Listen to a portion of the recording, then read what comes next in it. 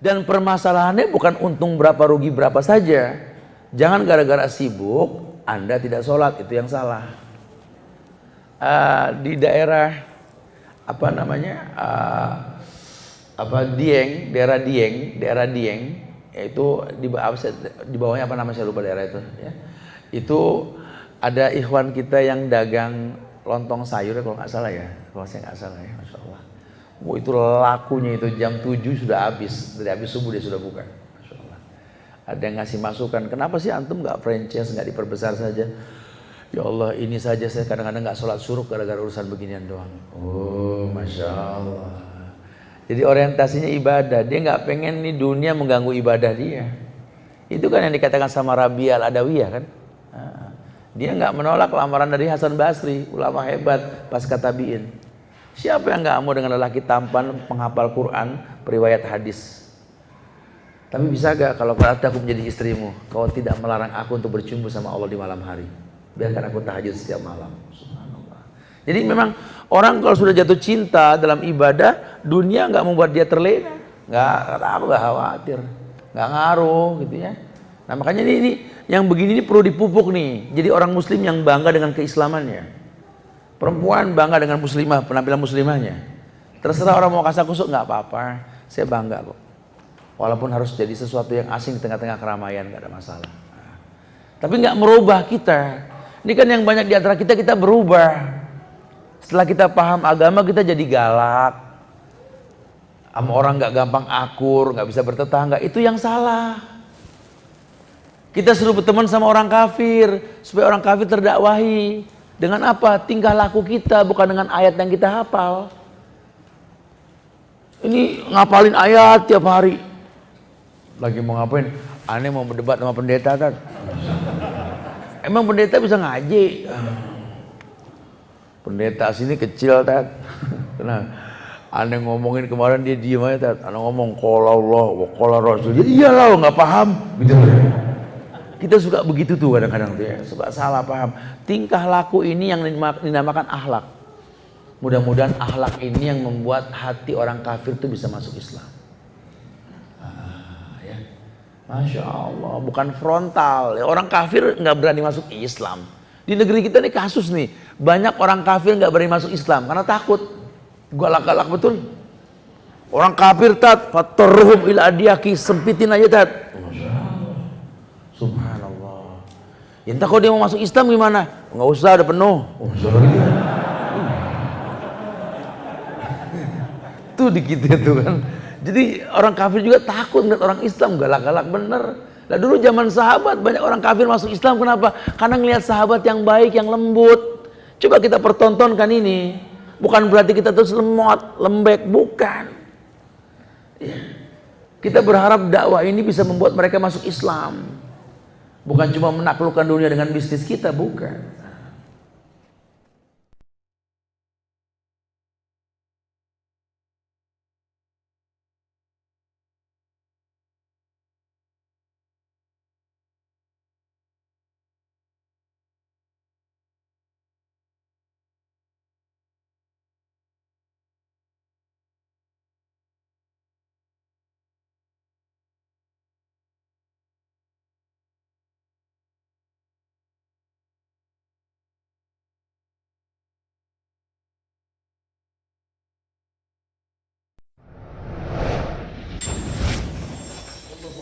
Diaturlah sebuah acara di kampung tersebut yang masih berbuat bid'ah.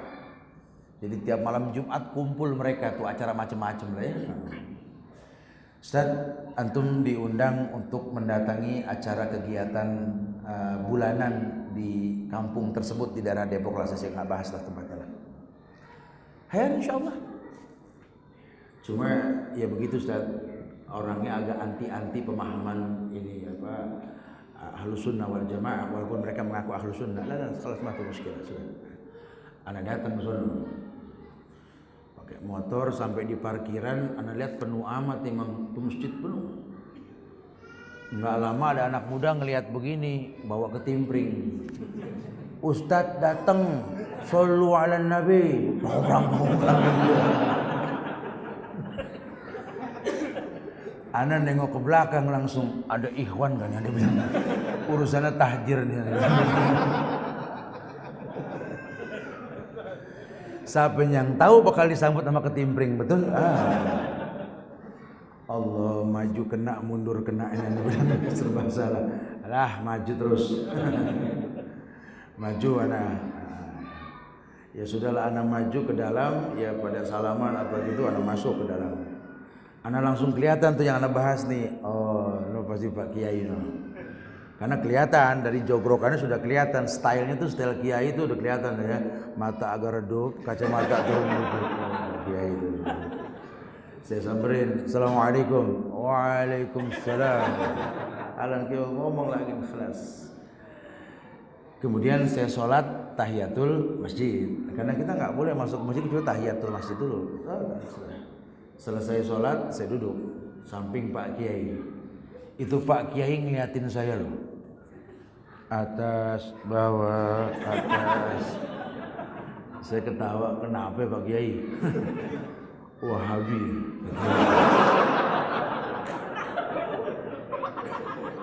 Dia bilang anak Wahabi. Anak langsung senggol, sok tahu ente. Anak Subhan Wahabi. Ente Wahabi. Sok tahu, anak tahu ente Wahabi dari mana?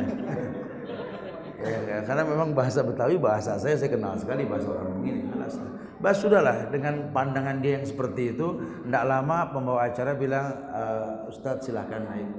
Kita bicara di atas mimbar. Kalau di Jakarta itu kalau kajian tengah malam, setengah 10 sampai jam setengah 12 kadang-kadang. Jadi malam sekali kegiatan itu. Sudah saya ceramah. Sejam lebih saya ceramah, selesai ceramah saya turun. Saya duduk lagi samping Pak Kiai kan. Dia liatin lagi saya. Dia ketawa. Wah, kayak ada perubahan ya saya bilang. Terus dia bilang, kalau Wahabi begini oke dah. Wahabinya nggak hilang. Dari situ saya dapat pelajaran, terserahlah orang mau bilang saya apa, gitu. Tapi diterima paling nggak begitulah gitu. Karena memang Islam bukan lakob, Islam bukan firqah, Islam ya agama. Inna dina indallahil Islam. Tolak ukurnya tuh Allah bukan manusia.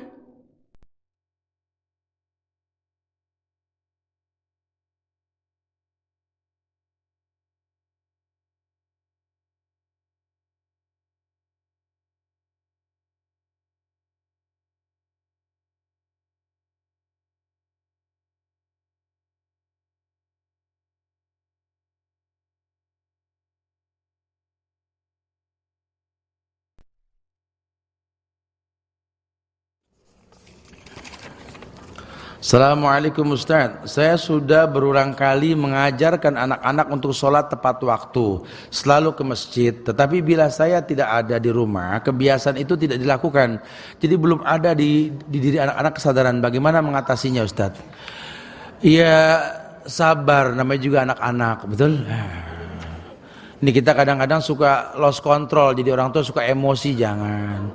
Ya Allah Ustaz, antum gak ngalamin Ustaz, anak-anak banyak 135 loh di rumah gitu ya. Ya namanya anak susah bangun, susah sholat ya anak-anak, betul? Kita omelin tiap pagi Ustaz kalau masalah bangun pagi, jangan ya Allah, jangan. Kita bikin paginya anak itu sudah buruk, bad mood. Akhirnya anak berangkat sekolah cemberut, ilmu apa yang bakal dia dapat? Ya, jangan bikin anak kesel dengan dimaki-maki setiap pagi, jangan. Kan susah bangun Ustaz, ya namanya anak. Kalau yang gampang bangun Ustaz, tat gitu bang. Anak kita kan bukan Ustaz, ya. Dilihat sabab dia anak nggak bangun, bukan diomelin. Karena anak tuh berhak untuk mendapatkan suplemen istirahat 8 jam satu hari. Nah kalau pengen nih anak bangun subuh, berarti subuh sekarang jam berapa ya di Jakarta? Sekali lewat berapa? Ada yang lewat 10, ada yang setengah 6, ada yang setengah 7, ada ya 8.22, ada ya. Ada yang bareng duha, jangan-jangan ya. Macam-macam nih kampung Melayu ya. Ya udahlah setengah 5 lah, lewat 10, lewat 3, 2, 11 kurang lebih lah segitu ya. Iya. Berarti tarik ulur sedikit ke bawah, berarti setengah 9 tidur, 8 jam, bangun jam setengah 5 insya Allah. Nah kalau anak ini tidurnya sudah malam, gimana mau bangun, gak bakal bisa. Jadi yang dikoreksi tidurnya. Mungkin kita nih orang tua nih, kesalahan orang tua, jangan anak disalahin mulu. Karena Syekh At-Tantawi mengatakan bahwa kadang yang durhaka orang tua,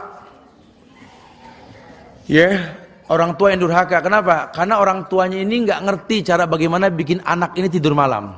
Sunnah menggelapkan lampu atau membuat remang malam hari itu sunnah. Kita malah berpendapat, habis kalau gelap ada setan tuh.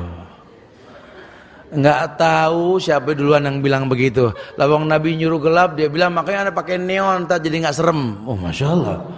Itu begitu tuh. Sama orang yang menganggap katanya kalau nyium bau wangi ada setan, tuh sama. Nggak ngaji tawan tuh orang gitu ya. Yang namanya setan tuh jorok, bau busuk, ya betul-betul nggak layak, smellnya tuh nggak bagus setan itu. Dari mana setan bau kembang melati wangi? Bohong. Makanya kalau orang nyium bau wangi terus kabur, yang setan siapa? Kabur. Dia setan sebenarnya. Itu kesalahan yang paling fatal tuh ya, fitnah yang tersebar di masyarakat. Kalau malam tuh redupin lampu, bikin suasana tuh ngantuk. Jadi bangun cepat. Biasakan pagi tuh rame, semua sudah tersedia. Terus kita orang tua tuh duluan bangun. Yang rapi, bangunin juga, bangun. Ini apa wangi mulut nih, wangi Pepsodent atau apalah merek-merek yang itu gitu loh.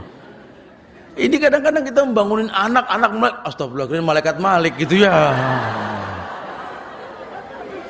Kitanya nggak dandan yang bagus. Jadi anak ya Allah, mama, masya Allah, seneng ngelihatnya.